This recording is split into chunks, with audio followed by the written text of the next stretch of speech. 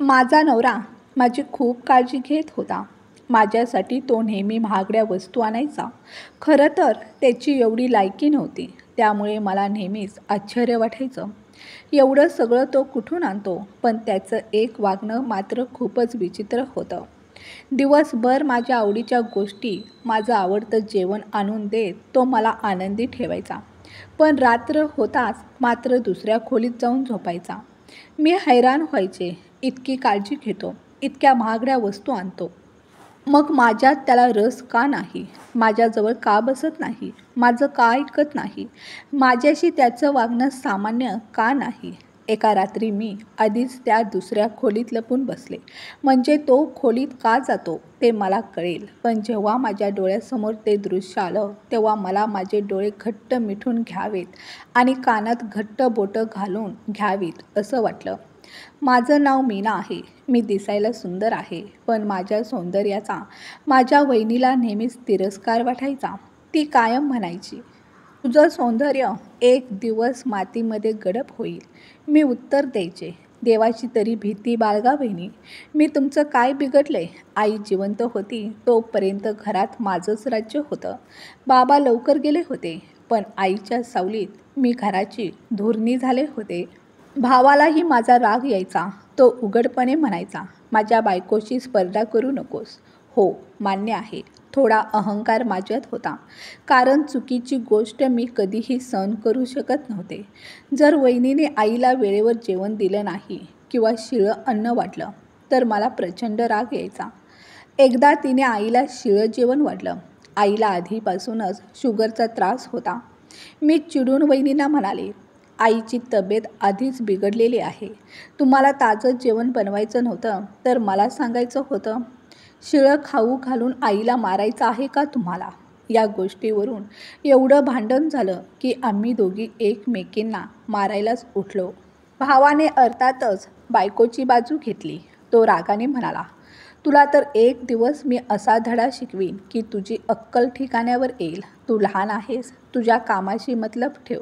मोठ्या वहिनीशी असा वाद घालू नकोस. मी संतापून प्रत्युत्तर दिलं, इथे लहान मोठ्यांची गोष्ट नाही. जर तुझी बायको चुकीचं करेल तर मी नक्की बोलेन. त्या रात्री आईची तब्येत इतकी बिघडली की तिला रुग्णालयात दाखल करावं लागलं. 4 दिवस आजाराशी झुंज दिल्यानंतर 5व्या दिवशी आईने अखेरचा श्वास घेतला. मी खूप खचले होते. नातेवाईक फारसे नव्हते आणि जे होते तेही काका काकू आत्या फक्त थोडंसं दुःख व्यक्त करून आपापल्या घरी निघून गेले. घरात आता मी आणि दादा एवढंच उरलं होतं. एका रात्री दादा माझ्या खोलीत आला. तो म्हणाला, आता तर तुझी आई गेली. मला वाटलं तो म्हणेल, मीना काळजी करू नकोस, मी आहे ना, तुला जे हवं असेल ते सांग. पण त्याने पुढचंच वाक्य टाकलं, पुढच्या रविवारी तुझं लग्न आहे. मी थक्क झाले. काय? एवढ्या लवकर? तो निर्विकारपणे म्हणाला, हो, मी तुझं लग्न ठरवलं आहे. तू लग्न करून तुझ्या घरी गेलीस तर आमच्यासाठी बरं होईल. आमची जबाबदारी संपेल. आई नुकतीच गेले, त्यामुळे गाजावाजा वरात काही होणार नाही. तुला जेवढं नशिबात आहे तेवढ्यावरच समाधान मान. एवढं बोलून दादा खोलीतून निघून गेला. मी उशीवर डोकं ठेवून रडायला लागले. मनाला समजावत होते, काही हरकत नाही. लग्न तर एक दिवस होणारच होतं. लग्न झालं तर माझं स्वतःचं घर असेल. कोणाची गुलामी तरी करावी लागणार नाही. वहिनीच्या जाचातून सुटका होईल. नाहीतर त्या माझा जीव घेतल्याशिवाय राहणार नव्हत्या. अशा विचारांनी मी दिवस काढू लागले. लग्नाच्या दिवशी मात्र मी थक्क झाले. दादाने माझं लग्न कसल्या माणसाबरोबर ठरवलं आहे हे पाहून माझ्या पायाखालची जमीन सरकली. मला वाटलं यामागे नक्कीच वहिनीचा डाव आहे. कारण जेव्हा जेव्हा आमचं भांडण व्हायचं तेव्हा त्या माझ्या कट्टर शत्रू व्हायच्या. मला नेहमीच जाणवत होतं, एक दिवस त्या माझा बदला घेतील आणि आज तोच दिवस होता. माझा नवरा लग्न मंडपात एका विचित्र अवस्थेत बसला होता. त्याला पाहून एखादं लहान मूलही सांगेल, तो नॉर्मल माणूस नाही, तो वेडा आहे. त्याच्या हातात चॉकलेट होतं आणि तो तेच खात बसला होता. केस विस्कटलेले, कपडे अंगावर नवे असले तरी चिखलात खेळलेल्या मुलासारखे मळकट. हा होता माझा नवरा. गल्लीतल्या बायकाही कुजबुजू लागल्या. मीनाच्या दादा वहिनीने हे काय केलं? बहिणीवर इतका मोठा अत्याचार केला. आई मेल्यावर यांचे डोळे पांढरे झाले काय?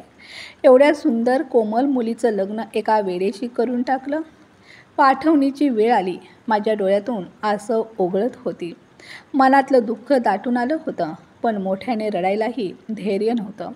कारण माझं रडणं पाहणारं कुणी उरलं नव्हतं. त्या क्षणी आईची आठवण इतकी जास्त आली की श्वास घ्यायलाही जड झालं. जर आई आज जिवंत असती तर असं कधीच झालं नसतं. खरं तर वहिनीने दादाला भडकवलं होतं. दादाने क्षणभरही विचार केला नाही की तो आपल्या बहिणीचं लग्न एका वेडेशी लावतो आहे. तो मला कसं सांभाळणार, काय खायला प्यायला देणार, स्वतःच्या शुद्धीतच नाही तर संसाराचा गाडा काय ओढणार. आजकाल लोक नोकरी नसलेल्या मुलाला सुद्धा मुलगी देत नाहीत आणि मला मात्र ज्याच्याजवळ अक्कलसुद्धा नाही अशा माणसाशी बांधून टाकलं होतं. एक क्षण मनात आलं नकार द्यावा, म्हणावं मी सासरी जाणार नाही. पण त्यानंतर काय झालं असतं? माझाच तमाशा झाला असता. घरचे मला बाहेर हाकलून लावले असते. म्हणून सर्व काही देवाच्या भरोश्यावर सोडून मी गपचूप सर्वांचा निरोप घेतला. जाता जाता दादाने डोक्यावर हात ठेवायचा प्रयत्न केला. पण मी डोकं मागं घेतलं. ते पाहून सगळ्यांना कळलं मी दादाला त्याची लायकी दाखवली आहे. वहिनी माझ्यासमोर आल्या. पण मी तोंड फिरवलं. कारण त्यांनी सर्वांसमोर म्हटलं होतं तुझं लग्न करून दिलंय, आता नखरे करू नकोस, चालती हो तुझ्या घरी. कोणतीही वहिनी आपल्या नंदेचा लग्नाच्या दिवशी असा अपमान करते का? मनात कितीही तिरस्कार असला तरी एखाद्या मुलीला चालती हो म्हणून घरातून हकललं जातं का? माझ्यावर किती अन्याय झाला हे देवच पाहत होता. पण मला विश्वास होता एक दिवस देव माझा न्याय नक्की करेल. मात्र त्या क्षणी माझं आयुष्य काळोखात बुडालं होतं. माझा नवरा वेडा असला तरी त्याचं घर मात्र मोठं आणि सुंदर होतं, 4 खोल्यांचं. त्याच्यासोबत एक भाऊही राहत होता. मला वाटलं तोही इथेच राहतो. पण रात्र झाली तेव्हा माझ्या नवऱ्याऐवजी तोच भाऊ माझ्या खोलीत आला. मी थोडी घाबरले. तो शांतपणे म्हणाला, वहिनी घाबरायचं नाही. खरं म्हणजे हे पण माझं घर आहे. माझं दुसरं घरही आहे जिथे माझी बायको आणि मुलं आहेत. आता तुम्हाला माझ्या या वेड्या भावाला सांभाळायचं आहे. माझ्या बायकोचं आणि याचं पटत नाही. आमचे आई बाबा दोघंही नाहीत. आता फक्त तुम्ही, तुमचा नवरा आणि हे घर. तो पुढे म्हणाला, काही समजलं नाही तर फोन करून विचारा. या भिंतीवर माझा नंबर लिहून ठेवला आहे. तर हा जास्त त्रास देऊ लागला तर मला बोलव. पण लक्षात ठेव मीही सांसारिक माणूस आहे. माझ्या बायकोला माझं वारंवार इथं येणं जाणं अजिबात आवडत नाही.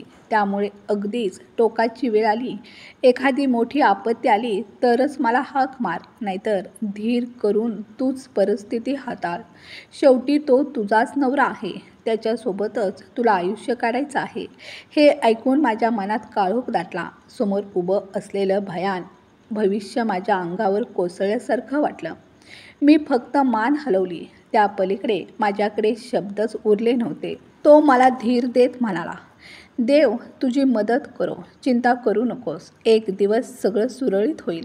मला ठाऊक होतं तो फक्त दिलासा देतोय. तरीही त्याने पुन्हा जोर देऊन म्हटलं, वहिनी माझं ऐका.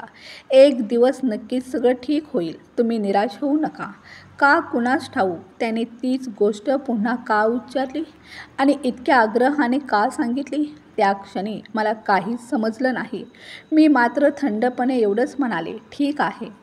माझा नवरा दुसऱ्या खोलीत बसला होता. मी तिथे गेले तेव्हा चकित झाले. ती खोली कदाचित त्याचीच होती. आतमध्ये अनेक वस्तू तुटलेल्या होत्या. काही खेळणी इकडे तिकडे पडली होती. त्याचं डोकं खरंच लहान मुलांसारखं असावं असं वाटलं. त्याने माझ्याकडे पाहिलं. मी घाबरले. वाटलं काही बोलेल, एखादं काम सांगेल. पण तो गप्प राहिला. मीही शांतपणे माझ्या खोलीत जाऊन झोपले. दरवाजाला आतून कडी लावावी असं वाटलं होतं. पण मी तसं केलं नाही. गंमत म्हणजे एवढ्या आरामात झोप कधीच लागली नव्हती. सकाळी जाग आली तर समोर माझा नवरा बसलेला. मी घाबरले. पण टेबलावर नजर गेली तेव्हा डोळे विस्फारले. टेबलावर नाश्ता ठेवलेला होता. तो स्पष्ट बाहेरून आणलेला वाटत होता. मी आजूबाजूला पाहिलं. वाटलं कदाचित त्याचा भाऊ आला असेल, पण घरात दुसरं कोणीच नव्हतं. बाहेरचा दरवाजा अजूनही बंद होता. रात्री मीच कडी लावली होती. तो शांतपणे म्हणाला, नाश्ता कर, आणि स्वतःही नाश्ता करायला बसला. मी थक्क झाले. मनात प्रश्न आला, याला लग्न झाले, बाजारातून नाश्ता आणायचा आहे हे सगळं कळते, मग हा वेडा कसा? पण तेवढ्या त्याने अचानक एक कार्टून गाणं गुणगुणायला सुरुवात केली. तेव्हा समजलं हा त्याचा नॉर्मल व्यवहार असावा. कदाचित त्याला जोराची भूक लागली असेल, थोडेफार पैसे असतील, एवढं काम तर लहान मुलंही करतात. असो, मी नाश्ता केला. मग घर साफ करायला सुरुवात केली. पण एक गोष्ट विचारायलाच विसरले, हे घर चालतं कसं? तरीही घरात लागणाऱ्या सगळ्या गोष्टी होत्या. मी त्याच्या भावाला फोन लावला, पण नंबर लागला नाही. दुपारचं जेवण बनवलं. दिवस असेच पुढे जाऊ लागले. एकदा अचानक माझा नवरा कुठेतरी निघून गेला. मी काळजीत पडले. वाटलं घरातून पळून गेला की काय. मी त्याच्या भावाला फोन केला. तो शांतपणे म्हणाला, तो कधी कधी बाहेर जातो, पण परत येतो. संध्याकाळपर्यंत येईल, आणि नाही आलाच तर मला फोन कर. संध्याकाळी तो परतला. हातात एक छोटं पॅकेट होतं. ते मला दिलं. मी उघडून पाहिलं. आत फुलं होती. हे काय आहे? मी विचारलं. तो हसत म्हणाला, तुझ्यासाठी आणले. मी थबकले. त्याने ती फुलं माझ्याजवळ ठेवली आणि गप्पच दुसऱ्या खोलीत निघून गेला. थोड्या वेळाने पाहिलं तर खोली आतून बंद केली होती. त्या दिवसानंतर माझे दिवस चांगले जाऊ लागले. जसा मी विचार केला होता तसं काहीच घडलं नाही. उलट माझा नवरा रोज माझ्यासाठी काही ना काही घेऊन येऊ लागला. त्याच्याकडे पैसे कुठून येतात हे मात्र कधी कळलं नाही. घरात सगळं भरपूर होतं. जेव्हा थोडं सामान संपलं तेव्हा त्याचा भाऊ आला. त्याने मला 20,000 रुपये दिले. मी विचारलं, या घराचा खर्च तुम्ही भागवता का? तो म्हणाला, नाही, असं काही नाही. खरं तर आमच्या नावावर काही दुकानं आहेत, त्याचं भाडं येतं. महिन्यात 2दा साधारण 20 ते 25,000 रुपये मिळतात. प्रत्येक 15 तारखेला तुम्हाला 20,000 रुपये मिळतील. आज 1 तारीख आहे, म्हणून पैसे द्यायला आलो. मी हसून म्हणाले, ठीक आहे. मी घरातलं गरजेचं सामान आणलं. घरात TV होता, AC होता, सगळं काही होतं. एकदा योगायोगाने माझा भाऊ आणि भाऊजई मला भेटायला आले. त्यांना ठाऊक होतं की त्यांनी माझं लग्न एका वेडसराशी लावून दिलं आहे. त्यांच्या मनात कुतूहल होतं, माझं आयुष्य कसं उद्ध्वस्त झालं असेल. पण जेव्हा त्यांनी मला पाहिलं तेव्हा थक्कच झाले. मी नवी कोरी साडी नेसली होती. भाऊजई आश्चर्याने म्हणाली, ही साडी कुठून आणलीस? तुझ्या सासरच्यांनी तर तुला फक्त 2 साड्या दिल्या होत्या. आम्ही काहीच दिलं नव्हतं. मी हसत उत्तर दिलं, माझ्या नवऱ्याने आणून दिली आहे. तिचा उपरोधिक सूर मात्र तसाच राहिला. ती हसतच म्हणाली, त्याला स्वतःचं तोंड धुवायलाही जमत नाही, तो तुला साडी कुठून आणून देणार? मी शांतपणे पण ठाम आवाजात म्हणाले, त्यांनीच आणली आहे. आणि तुम्हाला कोणी सांगितलं की त्याला स्वतःचं तोंड धुवायला येत नाही? या बघा, माझ्यासाठी काय काय आणलं आहे ते दाखवते. मी एक एक वस्तू तिच्या समोर ठेवत गेले. भाऊजई बघतच राहिली. तिच्या चेहऱ्यावर शंकेच्या छटा उमटल्या. ती कुजबुजली, हे सगळं तो कुठून आणतो? चोरी करून तर नाही ना? मी ठाम स्वरात उत्तर दिलं, नाही, अजिबात नाही. तिच्या डोळ्यात निराशा दाटली. जणू ती माझं दुःख पाहू इच्छित होती, पण ते न झाल्याने तिचं मन कुरतंडलं होतं. मी मात्र अभिमानाने डोकं वर करून सगळं दाखवलं आणि मनापासून आनंदी झाले. भाऊजईने अनिच्छेने मान्य केलं, बहुतेक मी घाईघाईत चुकीचं ठरवलं, पण तू तर खरंच सुखी दिसते आहेस. मी भावाकडे पाहून शांत पण ठाम आवाजात म्हणाले, तू काही चुकीचा निर्णय घेतलेला नाहीस. मी इथे सुखी आहे. या घरात मला कसलीच कमतरता जाणवत नाही. आपण गरीब होतो. माझं लग्न दुसरीकडे झालं असतं तर आपल्यासारख्यातच झालं असतं. पण हे लोक तुमच्यापेक्षा चांगलेच निघाले. इथे तर AC ही आहे. उन्हाळ्यात गारवा मिळतं, सुखाची झोप लागते. भाऊजईचा चेहरा मात्र उतरला. मला ठाऊक होतं, घरी गेल्यावर ती नक्कीच माझ्या भावाशी वाद घालणार. पण माझ्यासाठी तेवढंच समाधान पुरेसं होतं की माझं हसत सुखी रूप पाहून ते जळतच घरी परतले. माझ्यासाठी हाच खरा दंड होता.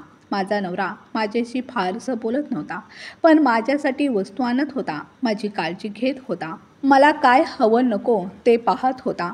एकदा मी जाताना पायाला ठेच लागली आणि रक्त आलं, तेव्हा त्याने स्वतः माझ्या पायावर पट्टी बांधली. पण रात्र होताच तो दुसऱ्या खोलीत निघून जायचा आणि आतून कडी लावून घ्यायचा. मी सतत विचार करत होते, नक्की भानगड काय आहे. मला त्याच्याशी बोलायचं होतं, विचारायचं होतं. मी चित्रपटांमध्ये पाहिलं होतं की प्रेमामुळे माणूस बरा होतो.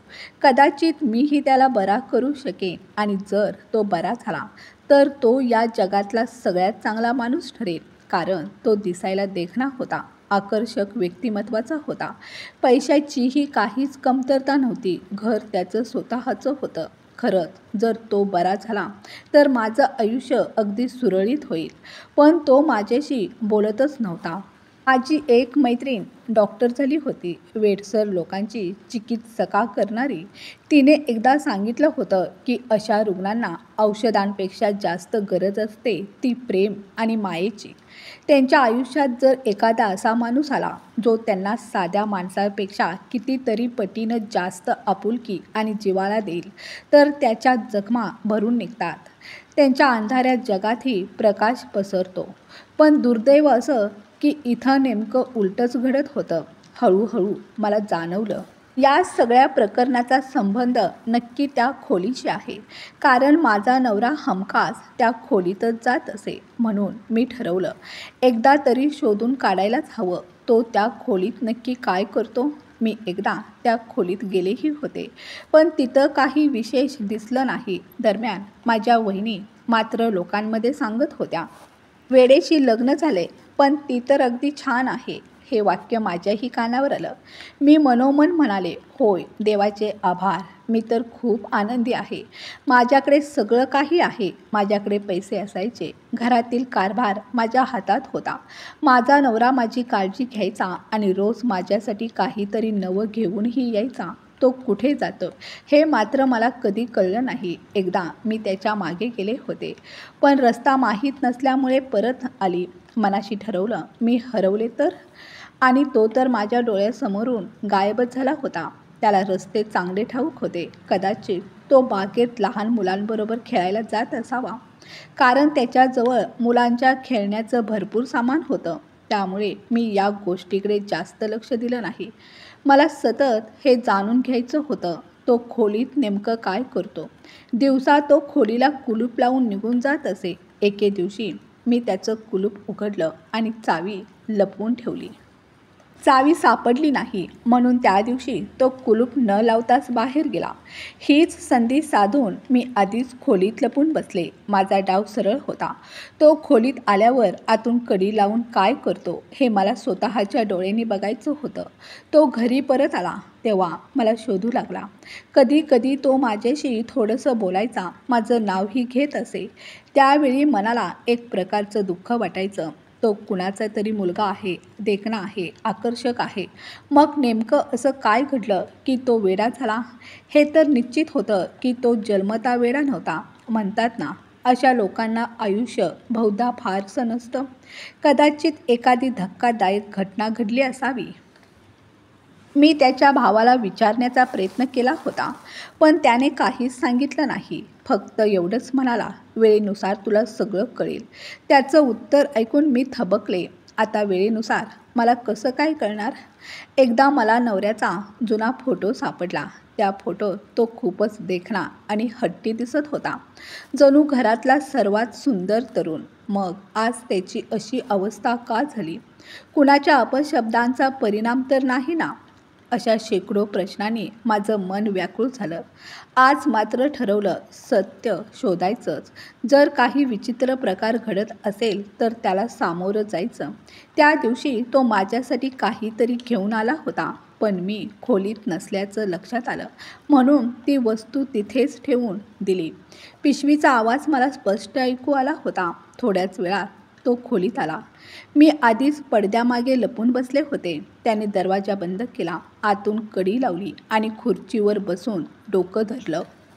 मी पडद्याआडून त्याच्याकडे पाहत होते. त्याला कल्पनाही नव्हती की मी खोलीत आहे. त्याच्या चेहऱ्यावरचं वेडसरपण कुठेच नव्हतं. तो एकदम गंभीर, विचारमग्न दिसत होता. जणू कुणी मोठा माणूस गहन गोष्टींचा विचार करतो तसा. त्या क्षणापासून मला खात्री झाली, इथे काहीतरी गडबड आहे. थोड्याच वेळात त्याने खिशातून एक मोठा झकास फोन काढला. मी थक्क झाले. इतका चांगला फोन त्याच्याकडे कुठून आला? कारण बाकी सगळ्या वस्तू त्याच्या फुटलेल्या होत्या. तो कोणाला तरी फोन करून बोलू लागला आणि ते शब्द ऐकताच माझ्या पायाखालची जमीनच सरकली. तो अगदी एका हुशार व्यापाऱ्यासारखा बोलत होता.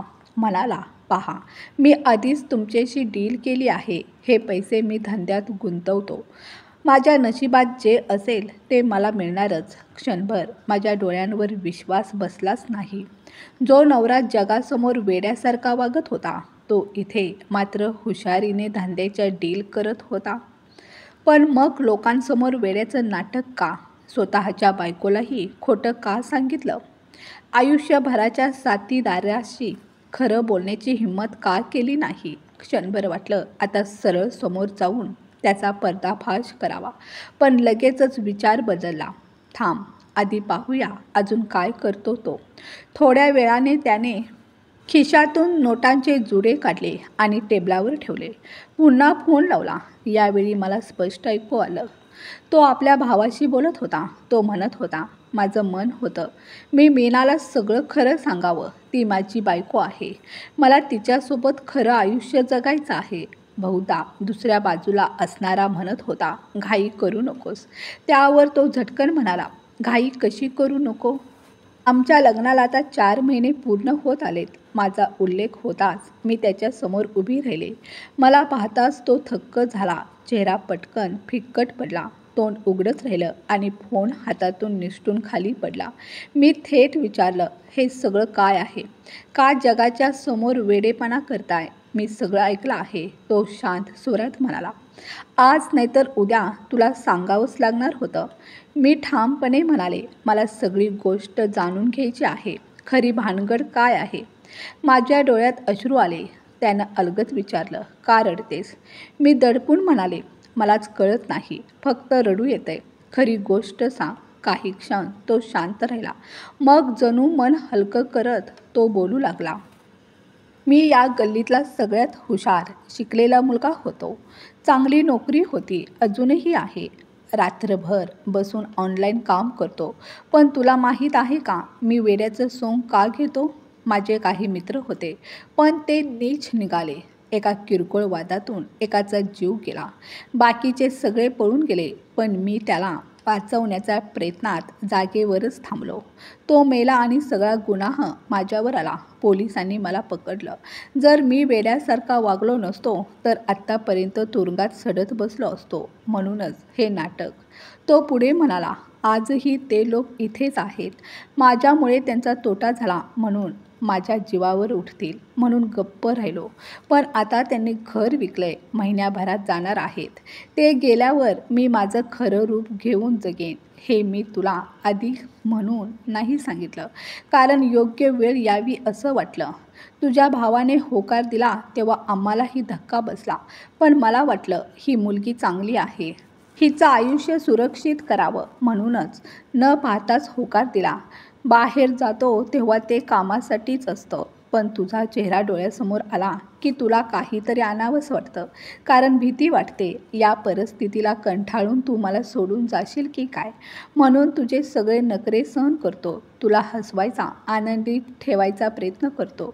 खरं सांगतो, तुझ्यावर मनापासून प्रेम करतो.